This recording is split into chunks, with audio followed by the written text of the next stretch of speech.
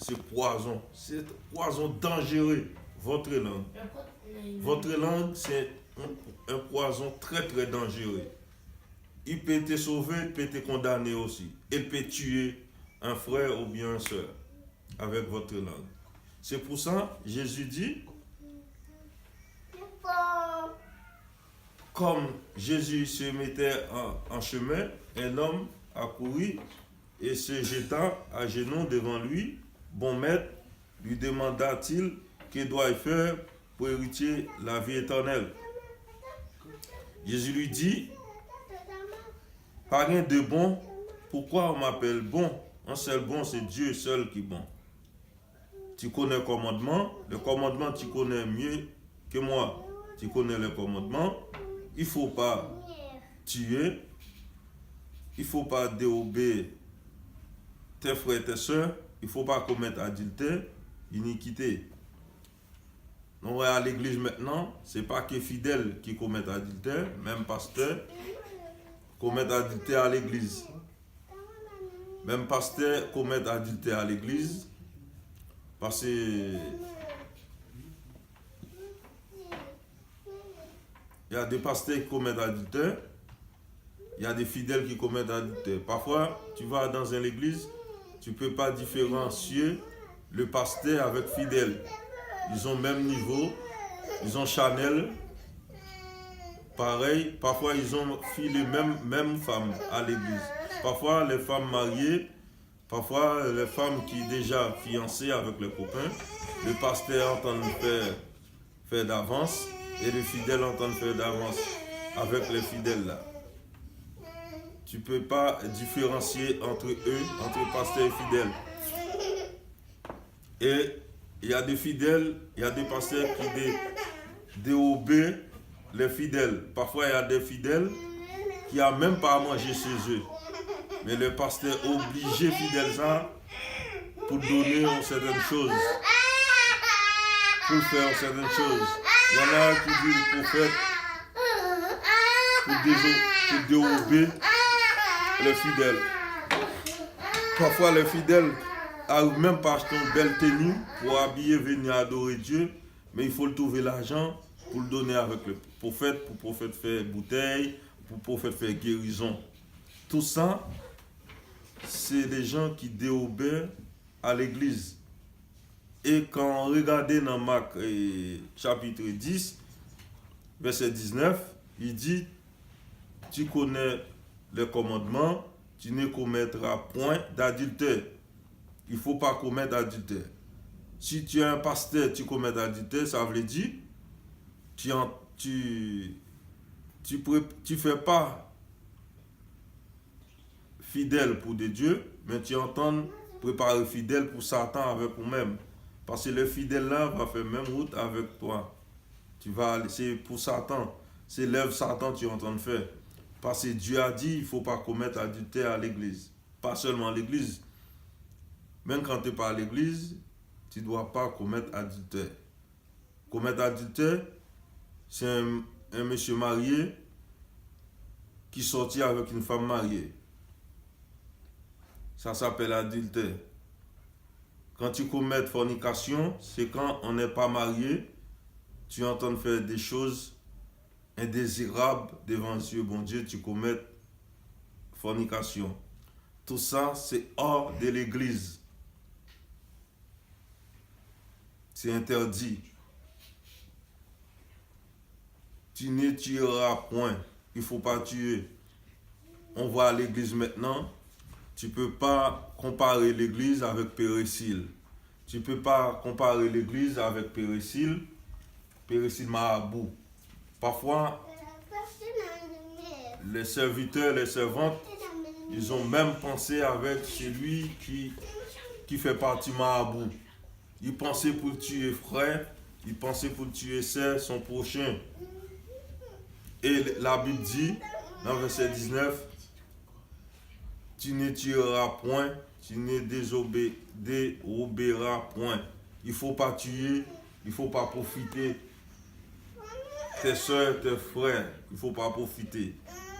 Si tu veux servir bon Dieu, il y a certaines choses dans la Bible, il faut capable de mettre en pratique, il faut méditer sur eux. Il faut méditer. Parce qu'il y a un livre de vie, il y a un cahier de vie, il faut non, si tu veux ton nom écrit dans le cahier de vie, ça, il ne faut pas commettre adultère à l'église. Il ne faut pas tuer ton frère, ta soeur avec ta langue. Il faut douter ta langue. Il faut méditer ta langue. Il faut mettre un point sur ta langue. Ta langue pas doit trop long que ta bouche. Tu dois guider ta langue. Ce n'est pas ta langue qui doit te guider, c'est toi-même qui dois guider ta langue. Il ne faut pas tuer ta soeur. Ce n'est pas seulement pour un poignard ou bien mettre poudre, poison pour un prochain, pour le tuer. Avec ta langue, tu peux le tuer. Parce qu'il y a quelques mensonges que tu fais sous dos une soeur, un frère, tu causes sa vie, il passe sa vie, toute sa vie en détresse, en tristesse, à mal vivre. Parce que tu racontes conneries sous son dos, il n'est même pas au courant, elle n'est même pas au courant des choses que tu racontes. Namsa, c'est toi qui es responsable.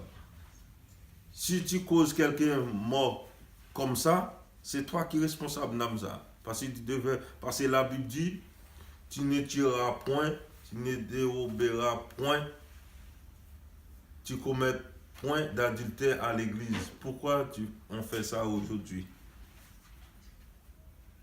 Même pasteur qui pour prêcher fidèle ne fait pas en certaines choses pour mettre en certaines conditions, en certaines limites entre fidèles avec en certaines choses.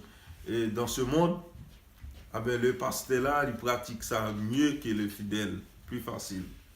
Non, aujourd'hui,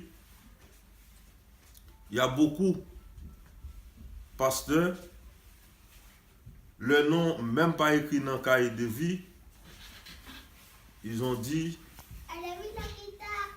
ils sont pasteurs, ils ont dit, ils sont docteurs, ils ont dit, ils sont prophètes. Et si tu regardes dans le cahier de vie, le nom pas écrit là-dedans. Tout c'est blasphème. Si tu es à l'église, il ne faut pas blasphémer serviteur. Il ne faut pas blasphémer servant. Il faut donner ce que Dieu a demandé à donner avec ses frères, ses soeurs. Il ne faut pas raconter conneries. Il ne faut pas me faire mensonge. Nous, aujourd'hui, puis pour l'église est sous mensonge basé. C'est l'argent qui est important. C'est des choses matérielles qui sont importantes. Les gens ne viennent pas à l'église pour chercher sauver les âmes. Les gens ne viennent pas à l'église aujourd'hui pour chercher la présence de Dieu.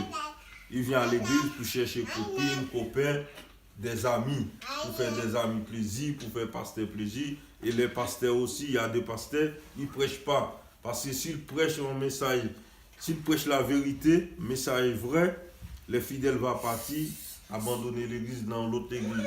Ils préfèrent cacher le message, ils donnent les paroles blagues, les paroles passées, les paroles de vie, des paroles de sa vie, de la vie de sa famille. Au lieu de donner la parole qui est dans la Bible, parce que les vraies paroles là, s'ils donnent, le fidèle va quitter l'église. Donc ouais, l'église maintenant, c'est un lieu de business. C'est l'argent qui est plus important au lieu de chercher la présence de Dieu. Au lieu de chercher à sauver une âme qui perdit.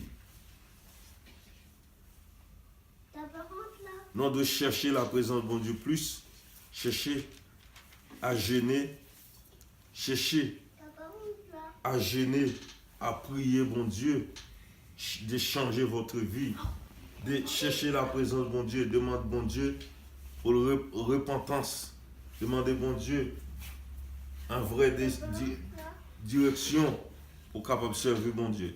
Ce n'est pas seulement venir à l'église pour faire mensonge, au lieu pour mettre les fidèles sur la bonne voie, tu préfères chercher à enterrer les fidèles dans les trous. Mais laissez-moi dire aux amis, c'est vous-même qui êtes responsable de ça. Tout nam ça, c'est sous responsable. Parce que bon Dieu met tout là pour responsable âme, pour sauver âme, pour chercher âme qui perdit. Il n'est pas dit pour perdre âme, pour aller perdre les âmes. Il place pour sauver âme, ce n'est pas pour perdre âme. Les âmes ou la cause qui perdit, c'est toi-même qui vas responsable. Les fardeaux, c'est sous ton dos même, c'est toi qui vas responsable. L'église, servir bon Dieu, c'est très très facile et c'est très difficile aussi. Servir bon Dieu, c'est facile, c'est très difficile. Pour dire Jésus te dit avec homme riche là, avec ses disciples, il dit tout est difficile à l'homme, avec bon Dieu très facile. L'homme propose, Dieu dispose. Si tu as bon Dieu confiance, se remettre première place là, remettre bon Dieu première place là dans ta vie, laissez bon Dieu te diriger et toute bagaille va passer bien dans le nom de Jésus. Amen.